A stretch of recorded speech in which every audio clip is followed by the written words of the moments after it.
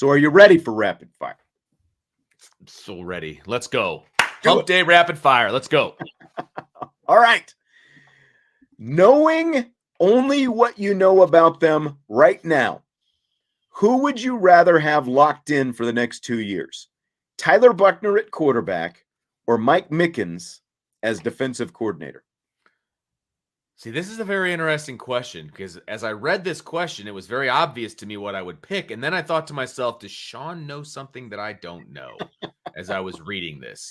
I don't. I saw Okay. someone else pose kind of an either or question on a Okay. show I was watching today, and it was like, ooh, that's good. And I'm like, Okay. I got to come up with an either or kind of thing for Vince today. And so I was Okay. like, this is the best I could come up with. Okay. All So- right. Fair enough. It's Tyler Buchner for me. I think Notre Dame, if they want to be where they want to be as far as the quarterback position is concerned, I really think Hartman to Buchner to Carr/Minchie, whoever it happens to be after that. I think they need to start stacking good quarterbacks and good quarterback play. And so if you can guarantee me that Tyler Buchner is going to be here in 24, I'm taking that all day. Yeah, see, this is no offense to Tyler Buchner, but I kind of go the other way with Okay. Mike Mickens because, again, like if Al Golden were to leave and become a head coach someplace, there are a lot of people already talking about Mickens, and Mickens has a ton of familiarity with Marcus Freeman. He was obviously working in Marcus Freeman's system at Cincinnati before he came to Notre Dame a year before Freeman. They've worked together for a long time. They've got a lot of familiarity. He kind of knows what Marcus Freeman wants in a defense. He's done a great job of coaching up the secondary so far. So I think that there is a bit more of a track record right now with Mike Mickens of success, because again, we're saying only knowing what we know about them right now. We're still kind of projecting that Tyler Buchner is going to be the guy. Like, I think that I can project for the next 2 years with more certainty that there would be a forward success out of Mike Mickens than Tyler Buchner. Again, it's not that I don't believe in Tyler Buchner, but we've got to pick one of the two in this. And so I'm picking Mike Mickens. Okay. Fair enough. I figured that was the way you were going to go just based on the way the question was phrased. But yeah, I'm not going to rehash my pick, but I feel strongly in it. Yes. Fill in the blank. It would be blank if Notre Dame is not 4-0 going into the Ohio State game next year.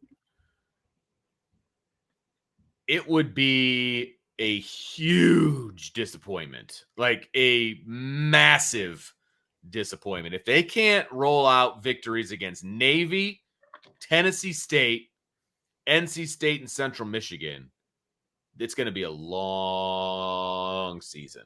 I don't see how any other result is even a little bit okay.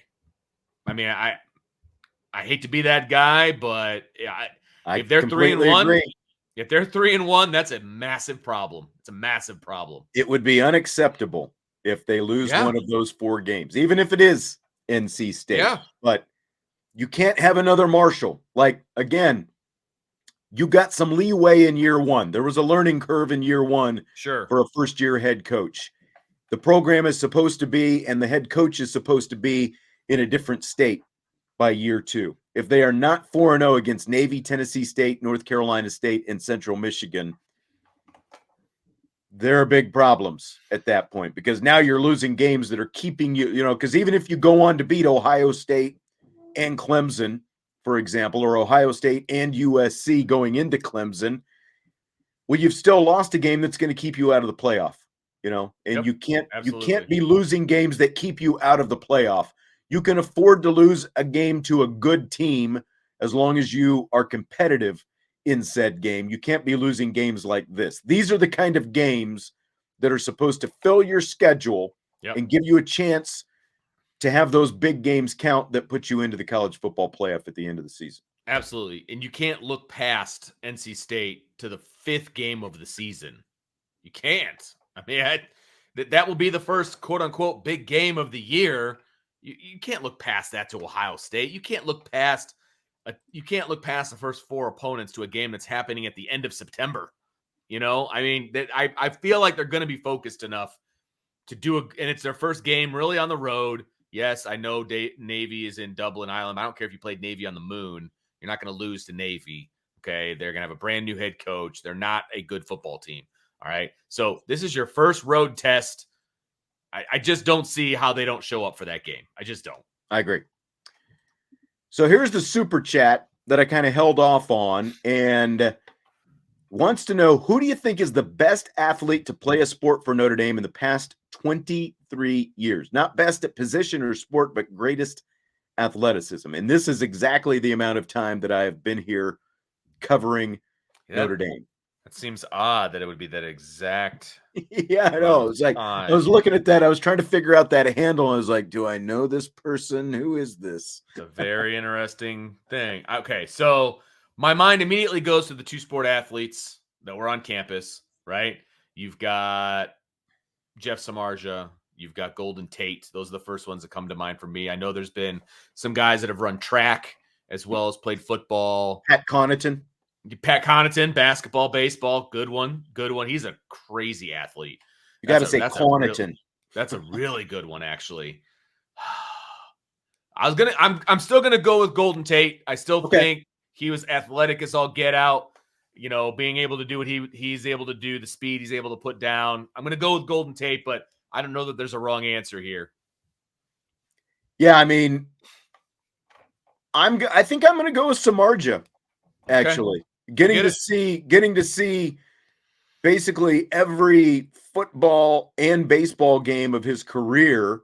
You did. And, you know, he was still very raw as a pitcher when he was at Notre Dame. And I was quite frankly kind of shocked that he was drafted by the Cubs and that they, you know, gave him all the money to walk away from football and become a professional pitcher. And because of, one, his competitiveness, and two, his athleticism, just his athletic ability, those two things turned him into a guy who got a big fat contract and pitched pretty well at the major league level for several years. So I'm going to go with Samardzija for my answer. Like I said, there's not a bad pick when you're talking about these various guys. And I was lucky enough to see a lot of that as well. And you're absolutely right. The fact that he could literally run over from a football game and be in the dugout for a baseball game was impressive. That's right. Was very impressive. Yeah, I mean, Jaylon Smith is a really good one too. And it's a shame that he had that injury because, man, I tell you what, I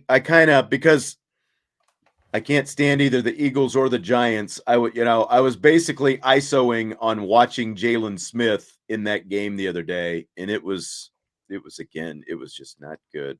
You know, he made a lot of tackles, but they weren't where they needed to be made. And and that's the thing. If all you're going to do is look at the stat sheet on him now, I mean, so you were paying attention to the same thing. How many of them were at the line of scrimmage or what you would call a destructive tackle? Right. They were all like chasing guys downfield, basically. Yeah. Mm-hmm. That's what he was with the Cowboys his last couple years there as well. Again, it's very unfortunate. That's the way it felt like he was in on almost every tackle, did it not? I mean, right. But there were also times where it would be frustrating to watch where like he was in pursuit to some extent. And then it's like he'd see a couple other guys get to the ball, even though the tackle hadn't been made yet. And he already starts kind of letting up before he even gets there. You know, Julian Love and Jaylon Smith both tied for the lead in tackles in that game. There you go. So there you go. A safety and linebacker tied for the lead in tackles. So there you go.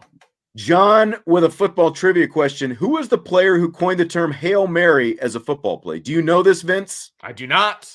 I don't know why I started because I didn't. I guess I started because whenever I hear trivia question and you're involved, it just just to be clear, I'm not looking at anyone who's answering in the queue in the comments right now, so I have no idea what anyone is saying.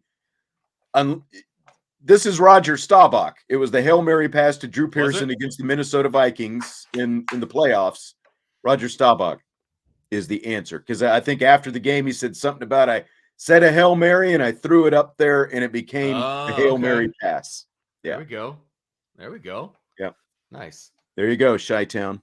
Thank you, sir. All right. Back to the prearranged. questions for rapid fire. Fill in the blank. It's blank that Notre Dame basketball commit Brady Dunlap has decommitted in the wake of Mike Brey's announcement that he's stepping down at Notre Dame. Yeah, I mean, it's not overly surprising, that you would have some shakeup after Mike Brey decides to step down. It's not that surprising to me, I guess. And I don't know Brady, obviously. I've never talked to him or his people or anything like that. If I were a dad and my son was committed to play at Notre Dame or play anywhere for that matter, and there was a coaching change, especially after you sign your letter of intent, I would counsel my son, hey, wait and see who the next coach is going to be, and let's make a decision then. Yeah. Have a conversation with whoever's taking over, because number one, if it is my son and I'm giving him counsel, we selected the school for more than just who the head coach is. Okay. Right. Maybe they have a major that my son wants to participate in, the location, whatever the case may be. All of those things would have had to been checked off, right? It can't just be about the head coach. And I feel like if Brady is decommitting because Mike Brey is leaving, maybe he wasn't committed for the right reasons in the first place. And maybe that's okay. Maybe he needs to, expand his search a little bit. But I would personally be a little bit more hesitant. So I think it's unfortunate. That's my fill-in word. It's unfortunate, but not overly surprising. Yeah, and I mean, between the fact that Brey is leaving, and that is the guy,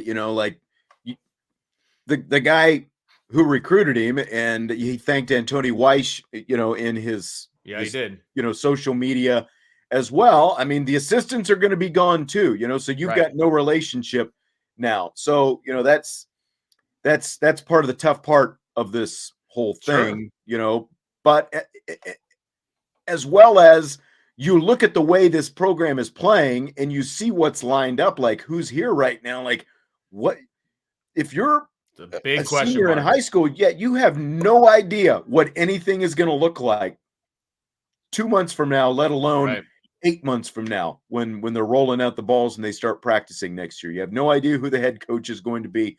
You have no idea who your teammates are going to be, if it's going to be a competitive, type situation. So it's hard to blame a kid, I don't blame him at all. I would just tell him to pump the brakes a little bit, because you've got plenty of time to make a new decision. Well, and here's the other thing. All of these schools, and if I know my recruiting right, all of these schools have gotten their letters of intent from all their players. Like, how many more landing spots are there? That's the other thing. And with the nature of the way, especially in basketball, right? Yeah. With the way the transfer portal works, stick it out at Notre Dame for a year, man, and then you can transfer after your freshman year. Like I would worry about him finding a landing spot. I'm sure he will. He's a 4-star recruit. He's a highly recruitable guy. But hey, there's a lot of question marks, just like you said. And there's a reason that Notre Dame sent all 3 assistant coaches to Marcus Burton's game on Friday night. They're trying to make sure he stays in the class, whether they're there or not. They want to, hey, it's going to be okay.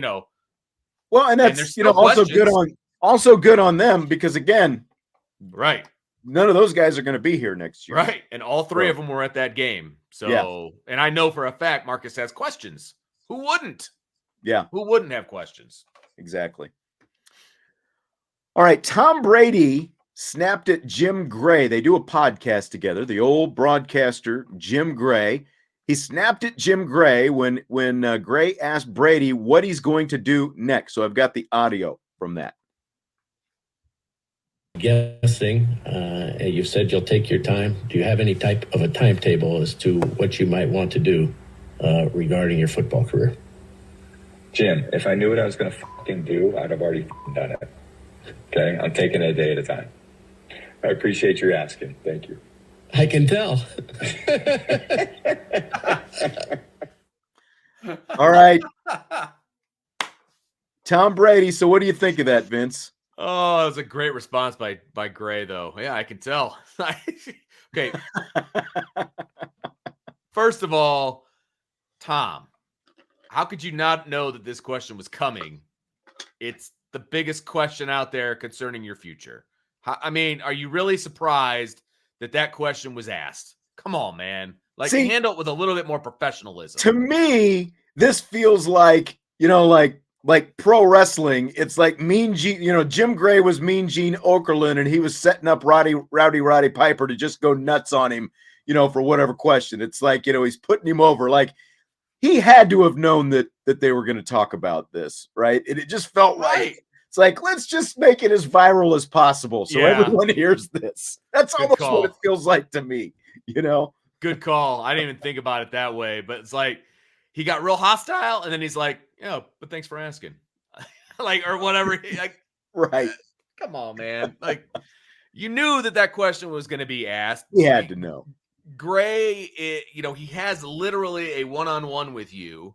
That's what everybody wants to know. I mean, he's like literally become Tom Brady's personal, media guy. That's 100%. Like, what else does Jim Gray do these days besides interview Tom Brady every week? Exactly. Like, what did you think he was going to ask you? Hey, how the kids doing? Right. Like, come on, man. Like, be a little bit more professional. That's what I'll say to that. Just be a little more professional. I agree. Fill in the blank. It's blank that Jeff Saturday is among a handful of candidates who are going to get a second interview for the Colts head coaching vacancy. So when they hired him in the first place, I said it was a PR move. You had 5 or 6 weeks of Jeff Saturday to see what he could do. I believe they went 1 in the season, right? Isn't that about right? I don't think they won a second game. 1-7, correct. Yep. So it's ludicrous that he's getting an opportunity for a second interview. I have no problem with the first. It's ridiculous that he's getting a second. It's ridiculous. I'm sure Jeff Saturday's a great guy, but I think he proved to us he's not a head coach in the NFL just yet. Or maybe ever.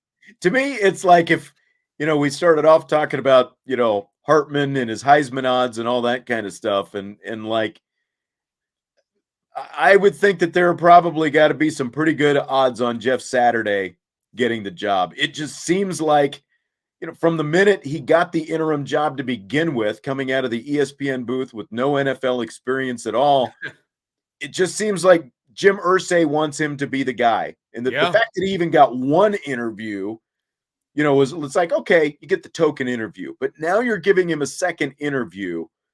It just feels like it is, he's destined, like pulling in that. Yes. Yeah. He's pulling in that direction. Like it's destined to happen. And it just felt like when he was named the head coach to begin with, 8 weeks ago or whatever, 8, 9, 10 weeks ago, we were all shocked. And I think we shared that same shock with Jeff Saturday, to be honest with you. Right. I think he was just as shocked as anybody else that he was the next head coach of the Indianapolis Colts. But I also think that he was, look, you and I are not at all qualified to be the head coach of the Indianapolis Colts. But if Jim Irsay picked up the phone and called you and said, hey, I need you to be the head coach, would you turn it down? No. I wouldn't. It's going to pay pretty well. Yeah. At the very least, I'll get a nice paycheck for a few weeks. It's all right, Jim. Sounds good. When's the press conference? I'll be there. Right. I don't blame Jeff Saturday. I blame the people giving him the interview. Yeah, that's exactly it. And I don't think Chris Ballard really wants any of it, the general manager. And I'll be kind of curious to see what happens if they do end up going with Jeff Saturday. Yeah. Like, what does Chris Ballard's job become? Does he keep that job? Is he actively pursuing another general manager? Does he want that job at that point? Yeah. I don't know that he does. Exactly. We Are Not Marshall says you can fill out your staff from the chat. That's funny. Eric Bieniemy is the one. It's like, and I heard somebody kind of float this, I think last week. Like, if Eric Bieniemy doesn't get a job in this cycle, because it's been like at least 4 cycles now that he's gone through. Yeah.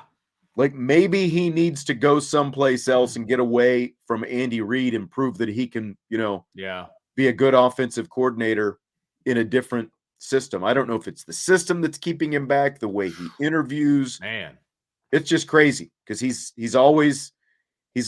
not really the hot name anymore. He has interviewed for some of these, but he's not the hot name anymore. And he was the hot name for those first few years. It's like his time came and went. Yes. Salty, true or false, the Cowboys need to move on from Dak Prescott if they wish to contend for a Super Bowl victory.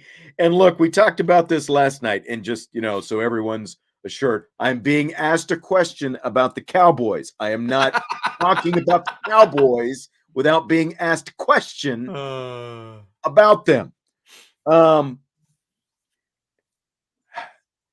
don't see there's any way that they can move on from Dak Prescott because, of salary cap and everything else. And I said last night, I think that the way to go in all this, speaking of turning the page, they've had the same offensive coordinator, Kellen Moore, for like 5 years now. He was there before Mike McCarthy got there. They're still running basic offensive concepts that go back to the Jason Garrett days, very simple things. There's nothing, they're not the Eagles. They're not the 49ers. Like, they don't have their offense that is distinct and different. They're doing very basic vanilla things that I think are pretty easy for opposing defenses to read. I think that if Dak Prescott, they're not going to move on from Dak Prescott, and the only way that they can ever get over whatever hump, which I honestly don't think is ever going to happen as long as Jerry Jones is still alive. So let's, just put that out there. But I think the only way they're going to get over that hump, they need to turn the page and do something different offensively now. They need a different set of eyes and different minds working with Dak Prescott. Dak has to be better than he was this year, especially in the big moments. And I think the only way to do that is to have a different offensive coordinator and quarterbacks coach with him. So that's my answer to that. I can't give a better answer than what you just gave, my friend. You're closer to the action. Cowboys anyway. So I mean, you're closer to the action than me. I don't want to say I don't care, but Derek wants to know if Penn tolerates gambling addictions, Vince. I mean, addiction is a very strong word if you're referring to me, my friend. I don't know that in my contract it says anything about gambling. So I'm going to mosey on my merry way on that one.